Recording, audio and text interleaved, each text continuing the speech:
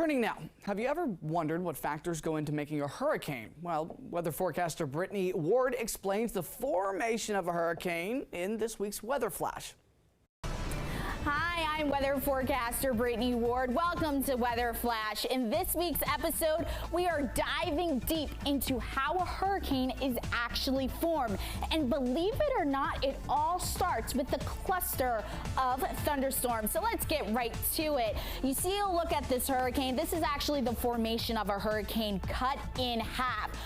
As those cluster of storms are over the warm ocean waters, we begin to see that air begin to rise, and that's what's fueling those thunderstorms as they begin to develop there in the hurricane. Not only are we seeing rising warm air, but in the middle of the hurricane, the eye of the storm, that's where we begin to see sinking air. That's cooler air. That allows us to see clearer skies as we head into the eye of the storm. And as we continue to see the storm strengthening, we begin to see those heavy downpours, those gusty winds, and then eventually possibly seeing a tornado. Now, it all starts with those clusters of thunderstorms turning into a tropical wave, then a depression before it gets to a tropical storm, and then thus a hurricane is born. Well, that's all the time we have for this week of Weather Flash, but you could always catch us next week on DC News Now.